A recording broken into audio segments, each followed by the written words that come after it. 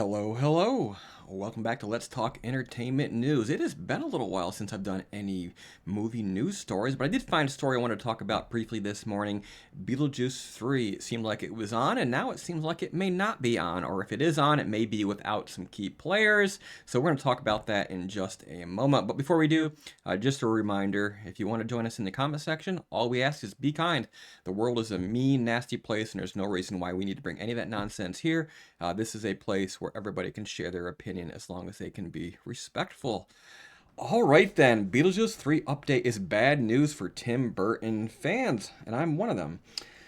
Beetlejuice director Tim Burton and lead star Jenna Ortega have finally shared their reaction to a previous report about the development of Beetlejuice 3. The theatrical run of the 2024 sequel garnered positive reviews from critics and fans and currently holds a certified fresh rating of 75% on Rotten Tomatoes. Scrolling down, last April, when asked if Warner Brothers is planning to make another Beetlejuice movie, producer Michael DeLuca revealed that development on a third installment to Warner Brothers' horror comedy franchise was imminent. However, it seems like Burton and Ortega weren't informed about the studio's potential plans for the Beetlejuice franchise. And that's interesting. If they were not informed, either the producer guy was talking out his ass, or it was designed as an effort to bring Burton and Ortega on board, possibly. Otherwise, it's a pretty ballsy move to just go ahead with a development of a sequel without even asking Burton. In the new interview with THR, Burton and Ortega have both denied the possibility of returning for a Beetlejuice 3 movie. Even though Burton had enjoyed working on a sequel, the visionary filmmaker admitted that he doesn't really see the appeal of doing a threequel. It took 35 years to make the second one, so by that time, I'll be 105. I know those odds are not good, he said. I really enjoyed making this one, and Warner Brothers didn't even really want to do it. We did it the same way I did the first one, with the actors doing improv. It was beautiful to see some of the old cast and have Jenna. But it's like trying to recreate the Wednesday dance scene. I love the characters, but I don't necessarily see it. When asked about how he would feel if the studio decides to do a project with another filmmaker, Burton revealed that he would be disappointed even if he doesn't own the rights to the Beetlejuice franchise.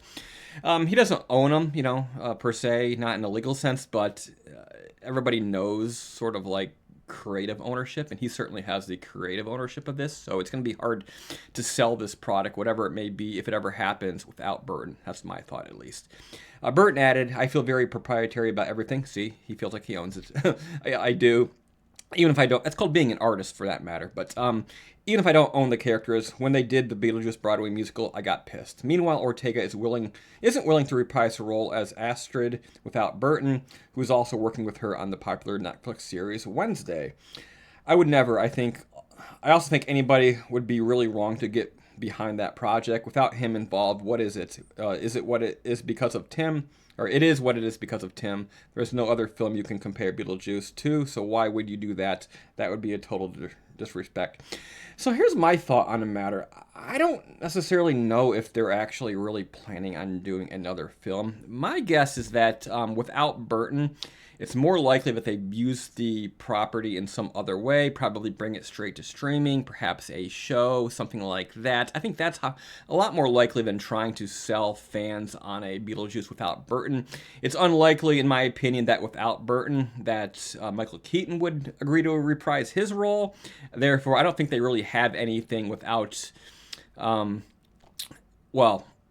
just say, they won't be able to do a 3. They could do a remake, a reimagining, something like that, try to bring a different sensibility. And as dumb as that sounds, I think it's actually a better idea to try to completely reinvent Beetlejuice rather than try to copy Beetlejuice, because anything you do that's attempting to look like Tim Burton's work is ultimately going to feel hollow and not genuine, because, of course, he has a very distinct look, like it or not. It's seen across pretty much all of his films.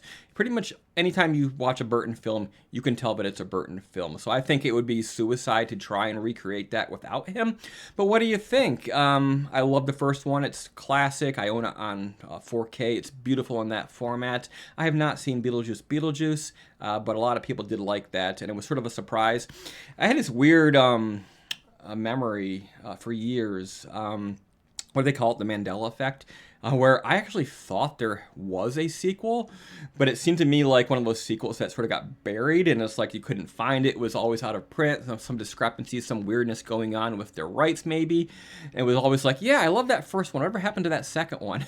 But apparently there never was a second one, so I was actually kind of surprised a couple of years ago when they revealed that they were making the sequel. Finally, I thought there had already been one. Weird, don't you think?